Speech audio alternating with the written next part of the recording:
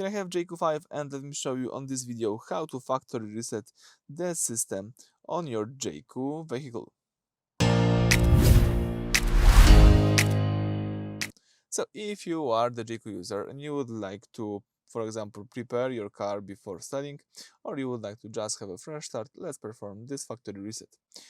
Let's start by opening the settings. You can open settings by using two methods, by tapping this settings icon or by using the car icon at the bottom of the screen. Now let's use the left menu and select here the system. Then in system section scroll down to the bottom and here you've got reset factory settings. Let's just tap it. This will reset all vehicle center settings.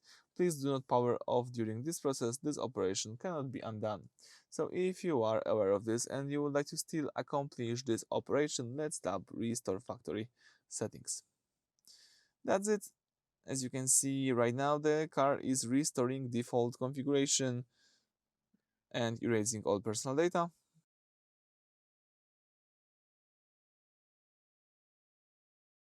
Alright, here we've got the attention information. Let me tap do not show again.